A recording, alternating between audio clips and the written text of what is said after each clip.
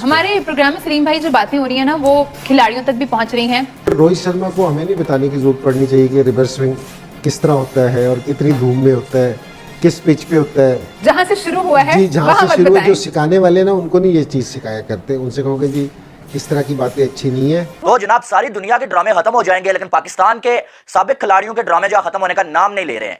इंजमामुल हक जिन्होंने 2 दिन पहले अर्शदीप सिंह के ऊपर एक बड़ा गिनौना किस्म का इल्जाम लगाया था, उसके बाद अब इंजमामुल हक ने एक और नई चवल मार दिया। भाई साहब, आपको मालूम है कि रोहित शर्मा ने वापस इंजमामुल हक को जवाब दिया था। उस जवाब में इंजमामुल हक ने रोहित शर्मा को बड़ा सख्त तरीन जो जवाब दिया है।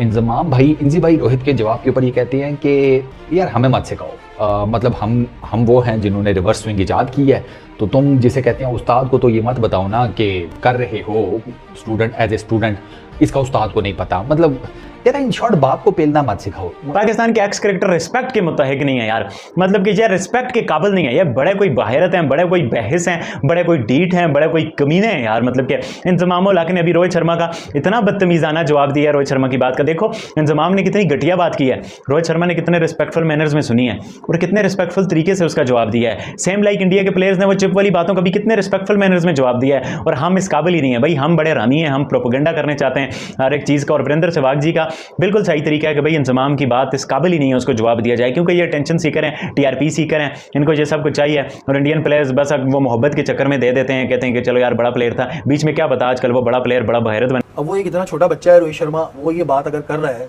तो सोच समझ के या तो बोलना था। ड्राई पिच के ऊपर रिवर्स स्विंग ज्यादा बेहतर होती है, इसमें कोई शुबा नहीं कह रहे हैं और सबकी हो रही थी, सिर्फ हमारी थोड़ी हो रही थी। नहीं, इनकी बॉल ज्यादा हुई थी भाई। देखिए मैं आपको एक बात बताऊं, उस जगह पे अगर देखें तो वो बॉल थोड़ा सा ज्यादा स्विंग जरूर हुआ था। आंखें भी खुली रखें और दिमाग भी खुला रखें।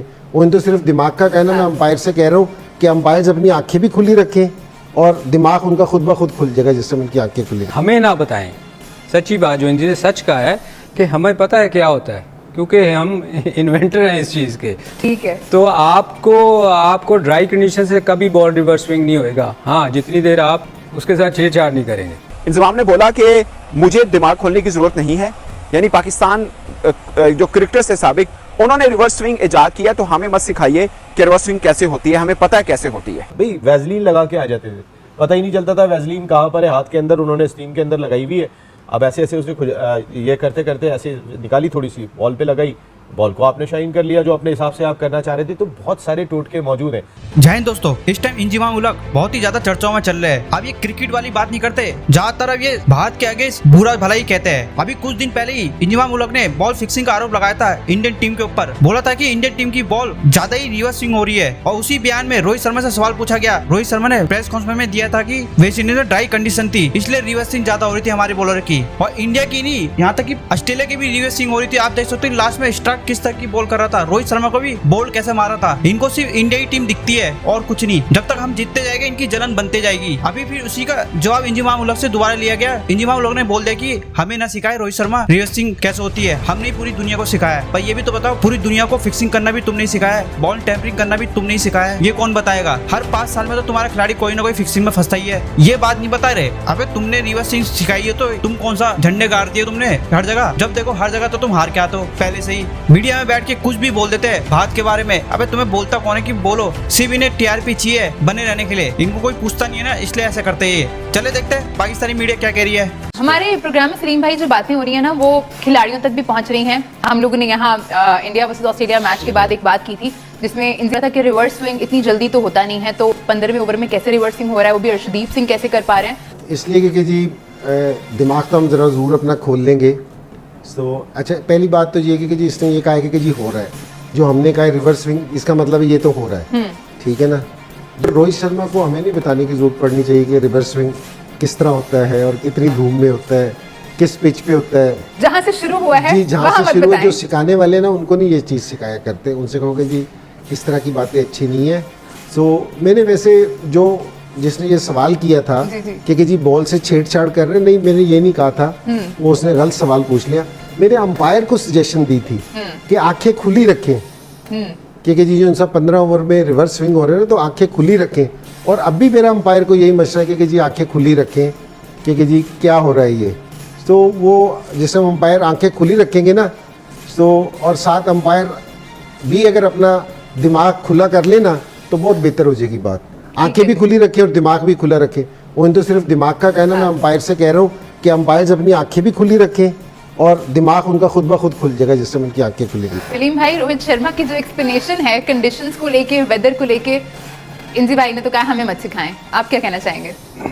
देखिए, रोहित शर्मा को एक चीज़ रियलाइज़ करनी चाहिए कि कभी भी बॉल जितनी मर्जी बुरी कंडीशन हो, रिवर्स स्विंग नहीं हो सकता जब तक उसके साथ छेड़छाड़ ना की जाए। ठीक है, ये गलती हमारी है कि हमारे लोगों ने जाके वहाँ उनको सिखाया है, ब्लेम तो हमें उनको करना चाहिए। बहरहाल ये उसको सोचना चाहिए कि बॉल जितनी मर्जी धूप निकली हो और जितना मर्जी कंडीशन हो, जब तक आप एक साइड से बॉल को, जो रफ वाली साइड को नहीं छेड़ेंगे, उसको, जिसको हम पंजाबी में कहते हैं बनाओगे नहीं, वो नहीं कब हो सकता। आप जो मर्जी कर लें। तो ये दिमाग खोलने की, या वो इंजी ने तो ये बात की ही नहीं थी, इनको तो कहा ही नहीं था कि आपने ये किया, उसने तो एम्पायर को सिर्फ कहा था। तो बात ये है कि ये हमें ना बताएं।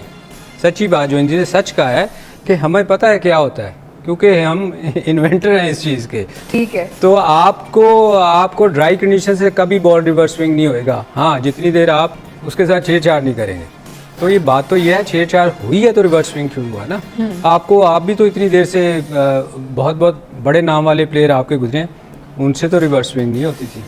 वो तो इससे बुरी कंडीशन में, क्योंकि सारी जिंदगी तो आप स्पिनर्स के साथ अच्छा सलीम भाई, जितना मर्जी बॉल पुराना हो जाए, वो छेड़छाड़ के बगैर नहीं हो सकता रिवर्स? नहीं हो सकता। एक एवरेज रख लें हम कि इतने ओवर्स के बाद हो जाएगा।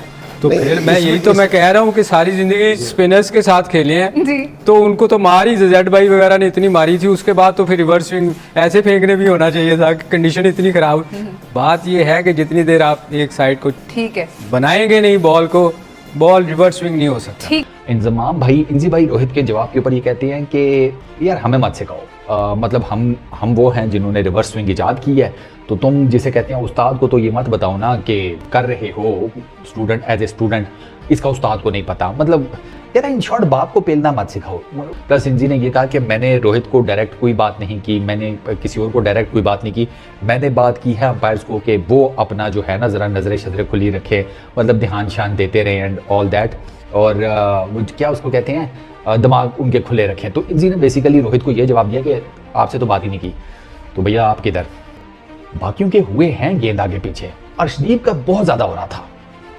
अर्शदीप का ना, जिसे कहते हैं कि अगर बाकियों का 5 हो रहा था ना, तो अर्शदीप का समझे 10 या 12% हो रहा था।